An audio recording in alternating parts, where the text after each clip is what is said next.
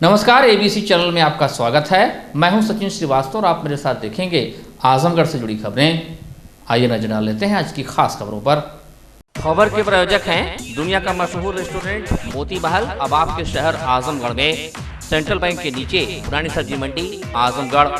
Rameshwar Prasad jewellers, प्रथम तल, जालांस मेगा शॉपिंग मॉल आजमगढ़ और वुडन टच भवरनाथ आजमगढ़। मुख्यमंत्री योगी आदित्यनाथ का पिछले एक हफ्ते में आजमगढ़ में दौरा प्रस्तावित था, लेकिन जिले में हुई मूसलाधार बारिश के कारण से मुख्यमंत्री का आगमन टल गया था। अब जबकि मौसम साफ हो चुका है तो एक बार फिर मुख्यमंत्री के आगमन को लेकर अटकलें तेज हो गई हैं। जिलाधिकारी राजेश कुमार एवं पुलिस अधीक्षक सुधीर कुमार सिंह ने विधानसभा सगड़ी के अंतर्गत जीयनपुर के मुख्यमंत्री के संभावित दौरे के दृष्टिगत चिन्हित की गई जगहों पर निरीक्षण किया। जिलाधिकारी ने सभी संबंधित अधिकारियों को निर्देश दिए कि सभी तैयारियों को पूर्ण कर लिया जाए। उन्होंने जनसभा स्थल एवं हेलीपैड स्थल का भी निरीक्षण किया। जिलाधिकारी ने मौके पर उपस्थित कार्यदायी संस्था के अधिकारियों को काम में तेजी लाकर कार्य को पूर्ण करने का निर्देश दिया। जिलाधिकारी ने कार्यदायी संस्था पीडब्ल्यूडी तथा अधिशासी अभियंता विद्युत को संभावित मुख्यमंत्री के कार्यक्रम की तैयारियों के संबंध में आवश्यक दिशा निर्देश दिए। इसी के साथ ही जिलाधिकारी ने दोहरी घाट मार्ग पर स्थित शहीद राम समुज स्मारक स्थल का भी निरीक्षण किया। जिलाधिकारी व पुलिस अधीक्षक द्वारा विधानसभा सदर आजमगढ़ के अंतर्गत भी मुख्यमंत्री के संभावित कार्यक्रम के दृष्टिगत रामपुर विकासखंड जहानागंज में कार्यक्रम स्थल एवं हेलीपैड का भी निरीक्षण किया गया। इस अवसर पर joint magistrate SDM Sagri Gaurav Kumar, IAS SDM सदर वागीश कुमार शुक्ला सहित संबंधित अधिकारी उपस्थित रहे। आपको बता दें कि मुख्यमंत्री योगी आदित्यनाथ प्रदेश की 81 उन विधानसभा सीटों का लगातार दौरा कर रहे हैं, जिन सीटों पर 2017 में विधानसभा चुनाव में भारतीय जनता पार्टी को जीत हासिल नहीं हो सकी थी। इसी क्रम में सीएम को आजमगढ़ की 9 विधानसभाओं में दौरा करना है। माना जा रहा है कि मुख्यमंत्री का आजमगढ़ दौरा 2 दिवसीय हो सकता है। पहले चरण में सदर, मेहनगर और सगड़ी विधानसभा क्षेत्र में मुख्यमंत्री कार्यक्रम कर सकते हैं। इस दौरान विधानसभा क्षेत्र की कई विकास योजनाओं का लोकार्पण और शिलान्यास मुख्यमंत्री द्वारा किया जाना प्रस्तावित है। जीयनपुर में जगह है जहां माननीय मुख्यमंत्री जी का सगड़ी विधानसभा में दौरा प्रस्तावित है, जिसके तहत हेलीपैड और सभा स्थल की जगह चयनित हो गई है। यहाँ पे जो भी काम होना है वो कार्यदायी संस्था सभी यहाँ पे मौके पे है, उनको निर्देश अकॉर्डिंगली दे दिए गए।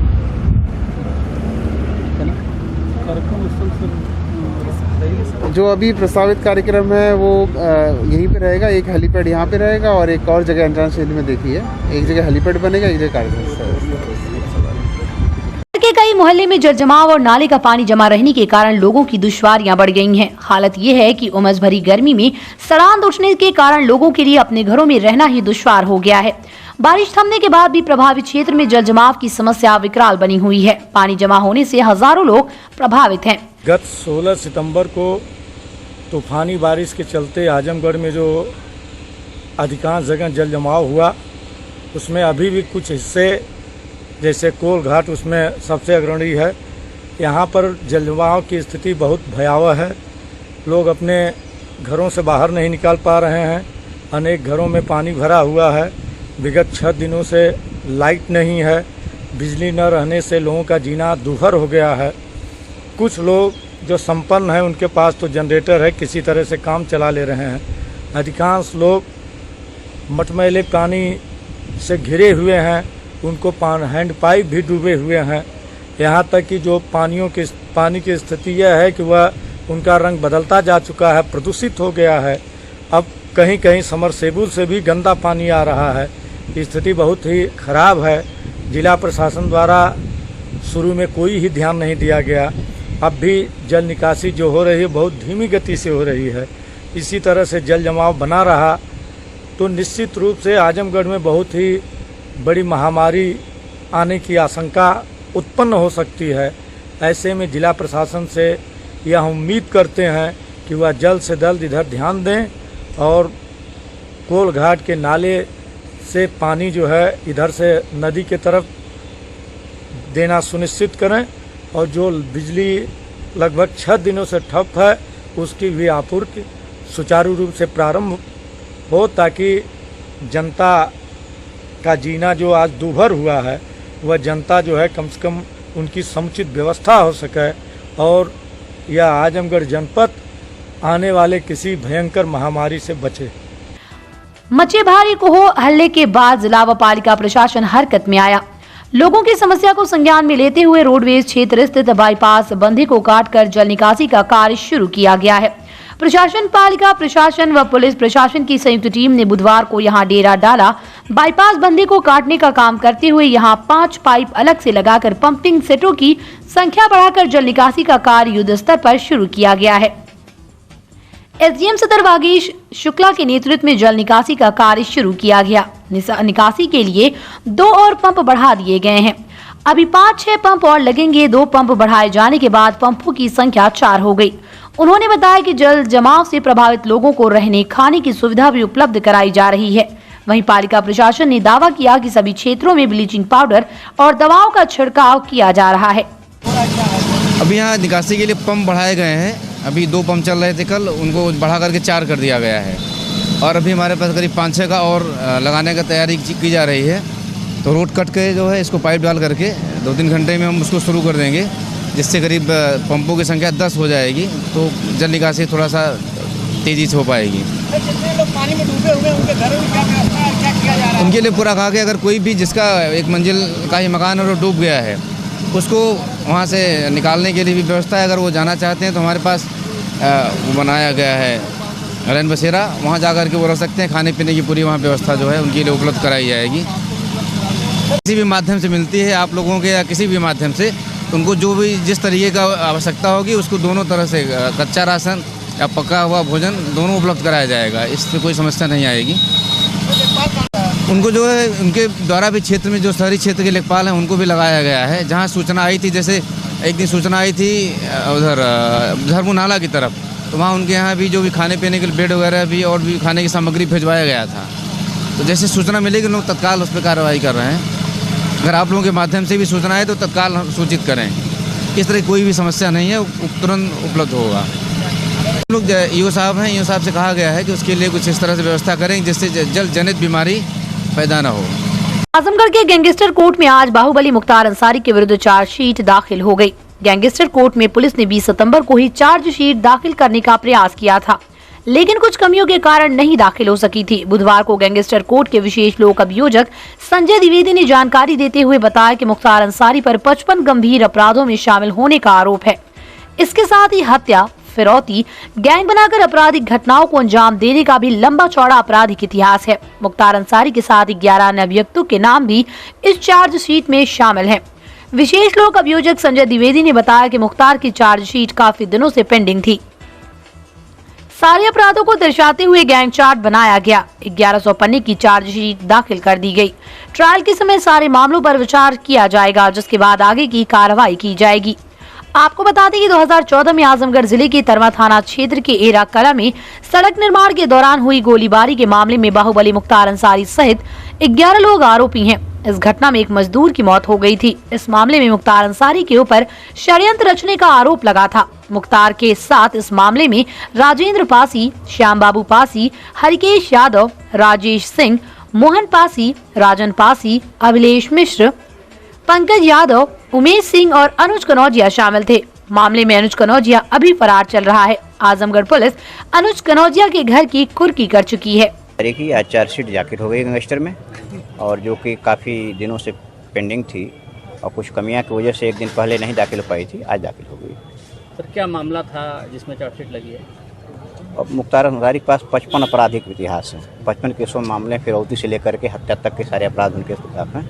तो सारे अपराधों को दर्शाते हुए गैंग चार्ट बनाया गया था। आपराधिक इतिहास गैंग चार्ट में 2 मुकदमे थे।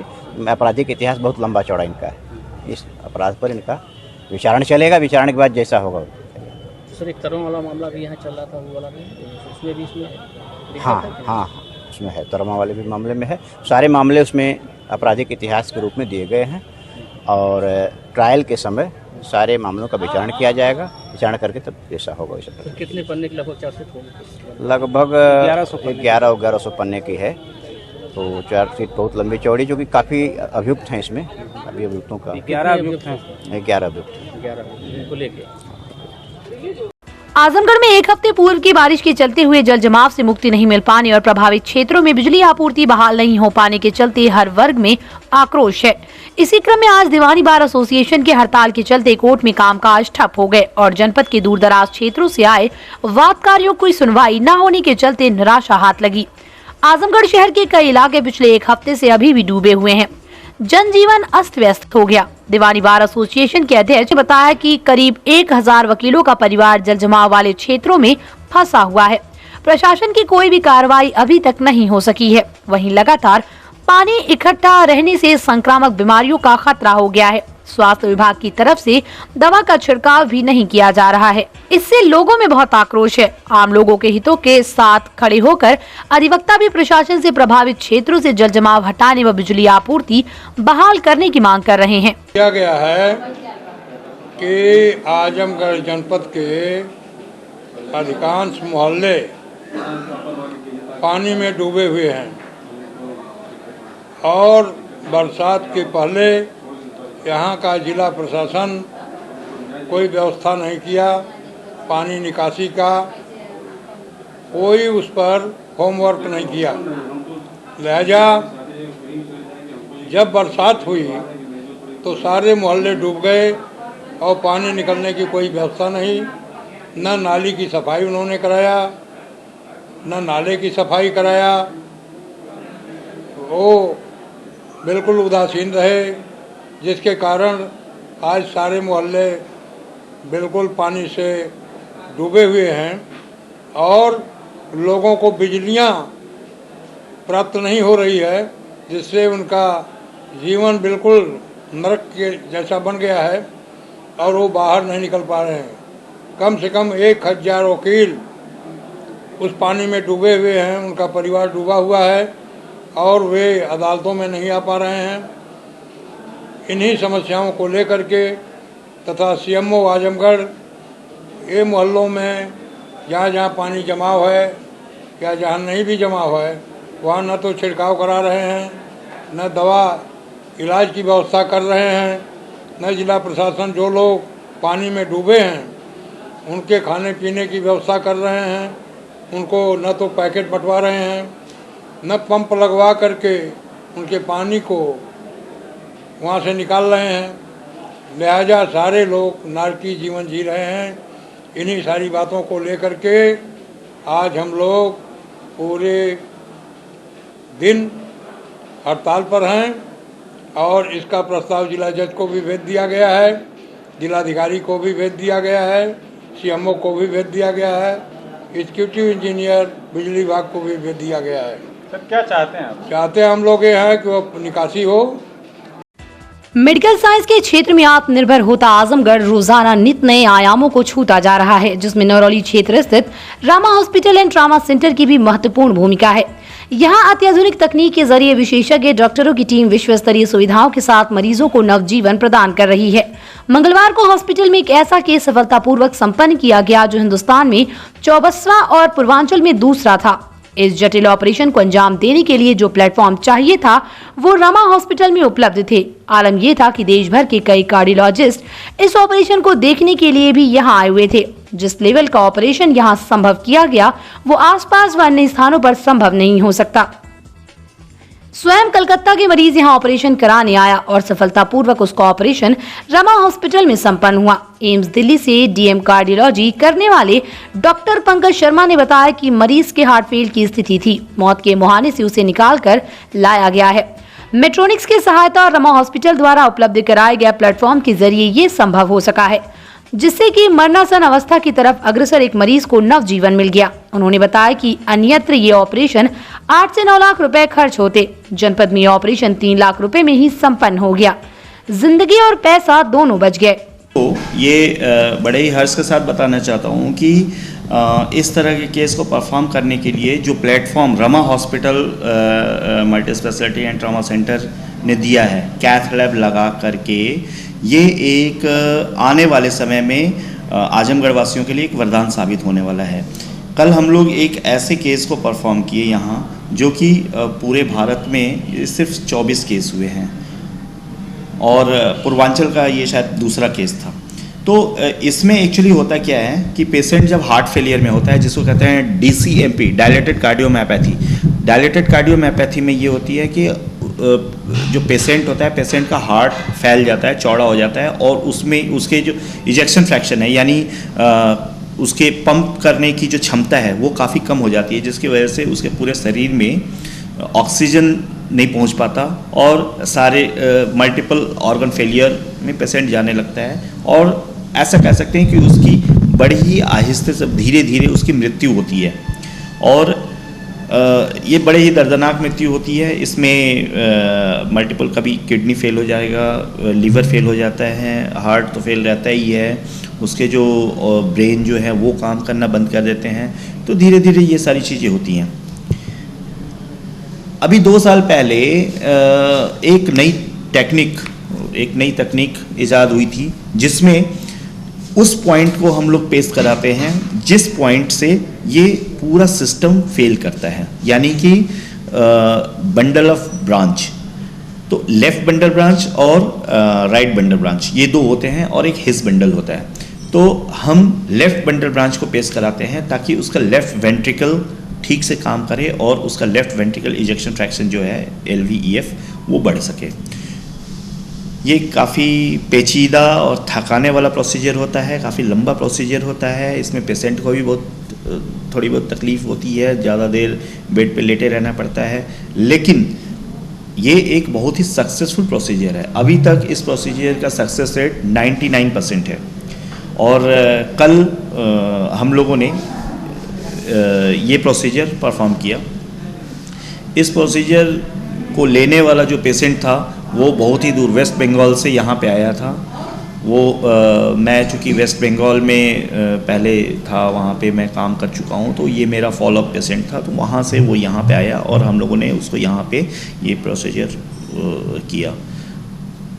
कल से और आज में आफ्टर प्रोसीजर के बाद पेशेंट में काफ़ी बदलाव आया है। पेशेंट धीरे धीरे अच्छा फील कर रहा है, अपने आप को बहुत ही अच्छा महसूस कर रहा है, और ये आने वाले 1 से 2 महीने के अंदर पेशेंट बिल्कुल स्वस्थ हो जाएगा। उसकी LVEF निश्चित रूप से बढ़ जाएगी, और वो जो कि अब उसकी 22% आ गई थी इजेक्शन फ्रैक्शन, वो अब बढ़ के निश्चित रूप से 45 से 50% तक चली जाएगी।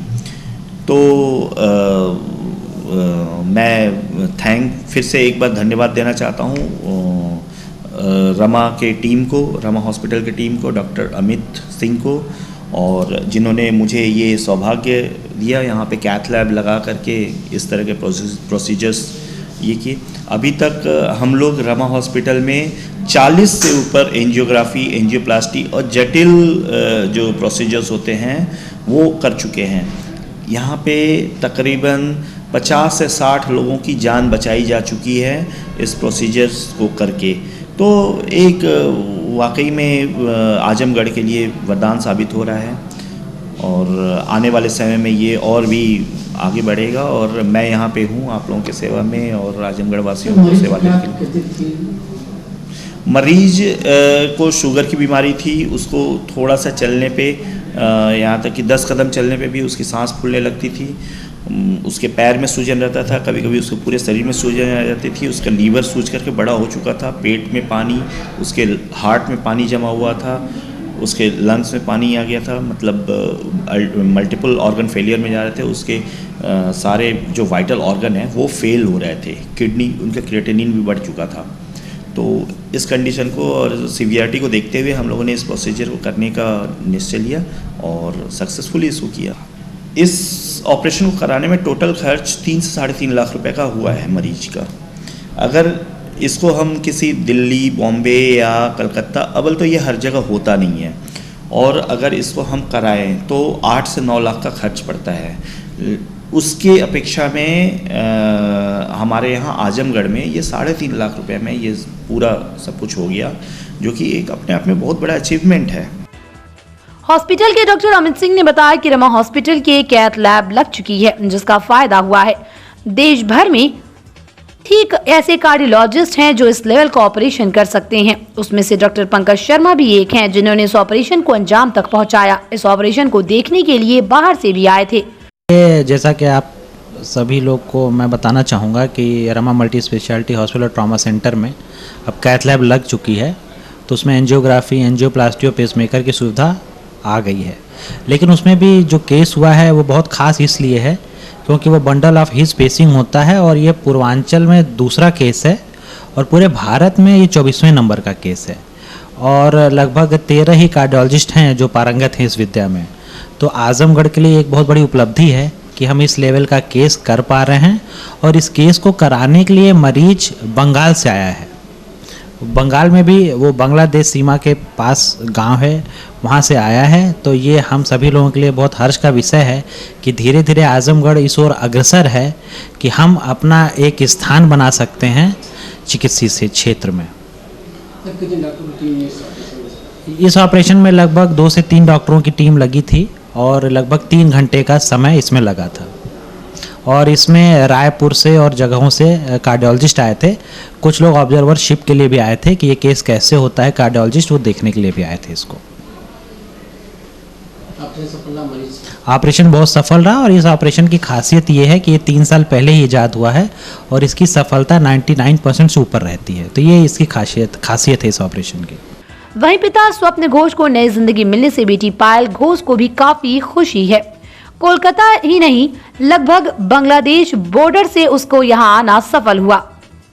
उनके हार्ट की पंपिंग कम हो गई थी, इसलिए दिक्कत हो रहा था उनको। कहाँ आपने दिखाया? हमने कलकत्ता में दिखाया, पीजी में दिखाया। कलकत्ता का पीजी है, शिशु मंगल है, उधर का हॉस्पिटल है, उधर में दिखाया।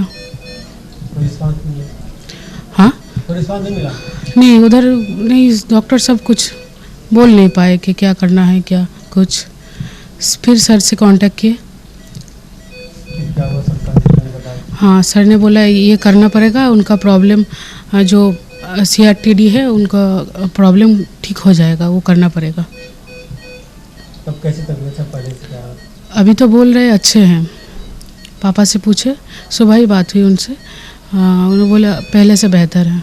जिलाधिकारी राजेश कुमार ने आज कलेक्ट्रेट सभागार में बैठक करते हुए कहा कि अधिवक्ताओं की समस्याओं को गंभीरता से लेकर उसका समाधान सुनिश्चित किया जाएगा। उन्होंने कहा कि मनमानी करने वाले तहसीलदार, नायब तहसीलदार के विरुद्ध कड़ी कार्रवाई की जाएगी।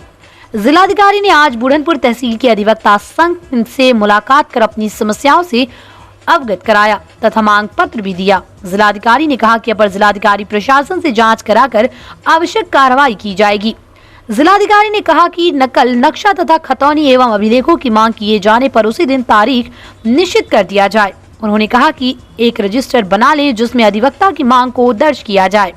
उन्होंने कहा कि दावे के निस्तारण एवं दाखिल खारिज को प्राथमिकता से निस्तारित करें।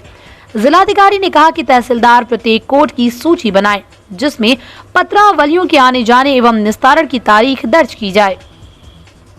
उन्होंने कहा कि रिकॉर्ड रूम की फाइलों एवं अन्य पत्रावलियों को सुरक्षित रखने के लिए बाइंडिंग की व्यवस्था भी सुनिश्चित की जाए। जिलाधिकारी ने पत्रावलियों के गायब होने पर संबंधित अधिकारी कर्मचारी के विरुद्ध FIR दर्ज कराई जाएगी। जिलाधिकारी ने SDM से अधिवक्ताओं की मांग से संबंधित प्रकरण की जांच कर 1 हफ्ते में रिपोर्ट प्रस्तुत करने के निर्देश दिए। उन्होंने कहा कि आवश्यकता अनुसार कंप्यूटर ऑपरेटर बढ़ा लें। उन्होंने कहा कि किसी भी कार्य में सभी चीजों को ऑनलाइन कर दिया जाए। बैठक में मुख्य राजस्व अधिकारी हरिशंकर, अपर जिलाधिकारी प्रशासन नरेंद्र सिंह, अपर जिलाधिकारी आजाद भगत सिंह, SDM बुढ़नपुर तथा अधिवक्ता संघ के पदाधिकारी उपस्थित रहे। जल निकासी की समस्या का जो ये यक्ष प्रश्न खड़ा हुआ है, अब उसका जवाब तलाश किया जा रहा है। एक दिन की बारिश में पानी हुए शहर को पानी ने आईना दिखा दिया और ये साबित हो गया कि कोई ठोस कार्य योजना, कोई बेहतर सिस्टम मैनेजमेंट यहाँ आज तक नहीं बनाया जा सका है। जिला आपदा प्रबंधन समिति की सुस्ती, संवेदन शून्यता का ही कारण है कि जिसके चलते आज लोग बदतर हालात से जूझ रहे हैं। ADM वित्त व राजस्व आजाद भगत सिंह ने बताया कि जिला आपदा प्रबंध समिति की समीक्षा की गई, बैठक बुलाई गई है और आने वाले दिनों में किसी भी विषम परिस्थिति से निपटने के माकूल इंतजाम संभव किए जाएंगे। उन्होंने बताया कि 15 दिन में प्रॉपर ड्रेनेज सिस्टम बनाने का प्रयास किया जाएगा ताकि भविष्य में ऐसी स्थिति उत्पन्न होने से बचा जा सके। देखिए, शहर में जो जल निकासी की समस्या है उसके लिए अभी जिलाधिकारी महोदय द्वारा एक निर्देश निर्गत किए गए हैं, जिसके क्रम में गया है और वो 15 दिन में यहाँ के एक प्रॉपर ड्रेनेज सिस्टम को मेंटेन करने का एक कार्य योजना प्रस्तुत करेगी, जिस पे कार्रवाई की जाएगी ताकि प्रॉपर जल निकासी की एक ठोस कार्य योजना बन के उसको लागू किया जा सके। अभी वर्तमान में जैसा सुबह नगर पालिका अधिशासी अधिकारी नगर पालिका से बात हुई थी, इस समय तक 4 पंपिंग सेट लगे हुए हैं और जो क्षेत्र हमारे जल भराव के हैं वहाँ पर कार्रवाई हो रही है और शीघ्र ही कुछ पंप बढ़वा के वहाँ से पानी निकालने की कार्रवाई की जाएगी। सर, जिले स्तर पर एक डिजास्टर के लिए एक योजना तैयार की जा रही है, क्या योजना है सर और कब से इसको अंतिम रूप दिया जाएगा? देखिए, ज़िले पे district disaster management committee already काम करती है और इसमें नेशनल डिजास्टर की तरफ से एक ऑलरेडी एक फॉर्मेट रहता है जिसमें फीडिंग करके ये हम जान पाते हैं उसको देख के कि हमारे जनपद में किस तरीके के आइटम्स बचाव संबंधी बाढ़ मिटिगेशन संबंधी आइटम्स हैं और किस विभाग में कितने हैं और ज़िले में टोटल कितने हैं, उसकी समीक्षा की गई है। और समीक्षा के उपरांत इस संदर्भ में शीघ्र ही एक बैठक बुलाई जाएगी जिलाधिकारी महोदय की अध्यक्षता में और ये जो डाटाबेस है उसको मेंटेन करा लिया जाएगा ताकि आने वाले दिनों में किसी भी विषम परिस्थिति से हम लोग पूरी मजबूती से निपट सकें। सर, इसमें क्या क्या तैयारियाँ की जाएंगी? इसमें ऑलरेडी तैयारी हो चुकी है काफ़ी, कुछ थोड़ी बहुत जहाँ कुछ थोड़ी सी कमी दिख रही है उसको कि किस डिपार्टमेंट के पास कितना जनरेटर है, कितना पंपिंग सेट है या कितना ड्रिल मशीनें हैं, किसी के पास कितना कटर है या हमारे बड़े जनरेटर किस किस डिपार्टमेंट में है, तो उसका एक कंपाइल सूचना बनवा लिया जाएगा, गोशवारा जिसको बोलते हैं, ताकि किसी भी विषम परिस्थिति में हमारे पास उस डाटाबेस के आधार पर आइटम्स को जहां रिक्वायर्ड आइटम है उसको डिप्लॉय करने के लिए हम तत्पर तैयार रह जाएंगे। कब तक सब तैयार हो जाएगा? इसमें अधिकतर काम हो चुका है, मैं समझता हूं कि 1 सप्ताह के भीतर इसको हम बहुत अच्छी स्थिति में ले आएंगे। दुनिया का नामचीन मोती महल रेस्टोरेंट अब आपके शहर आजमगढ़ में यूएसए, लंदन, बहरीन, यूएई सहित देश विदेश में 100 outlet veg, non veg, Indian, Chinese और थाईलैंड के लजीज व्यंजन के साथ ही मोती महल की मशहूर तंदूरी चिकन उपलब्ध। वैलिड पार्किंग की विशेष व्यवस्था। आपको वेज है पसंद या आप नॉन वेज के शौकीन हैं, दोनों जरूरतों को पूरा करेगा Moti Mahal restaurant. Central bank के नीचे चौक रोड, पुरानी सब्जी मंडी, आजमगढ़। जनपद के 80 वर्ष पुराने रघुनंदन प्रसाद रामेश्वर प्रसाद ज्वेलर्स, आसिफगंज, पुरानी कोतवाली, आजमगढ़ की नई ब्रांच रामेश्वर प्रसाद ज्वेलर्स, प्रथम तल जालांस mega shopping mall, Sidhari, Azamgarh. हमारे यहाँ सोने, चांदी एवं हीरे की पूर्णतः हॉलमार्क ज्वेलरी 100% वापसी पर उपलब्ध। आसान किश्तों पर हॉलमार्क ज्वेलरी उचित मूल्य पर प्राप्त करें। ज्वेलरी की शुद्धता मापने के लिए फ्री कैरोमीटर की व्यवस्था। शादी विवाह की करनी हो तैयारी या त्योहारों की हो खरीदारी, आपके भरोसे पर हमेशा खरा उतरेगा रामेश्वर प्रसाद ज्वेलर्स, प्रथम तल जालांस mega shopping mall, Sidhari, Azamgarh. Wooden touch Bhawarnath, Azamgarh, a complete hardware store. हमारे यहाँ branded plywood, flush door, designer door, PVC door, formica, fancy hardware, kitchen की चिमनी एवं मॉड्यूलर किचन की एक्सक्लूसिव रेंज उपलब्ध। अपने आशियाने में लगाइए 4 चांद, पहुंचिए वुडन टच भवरनाथ, आजमगढ़।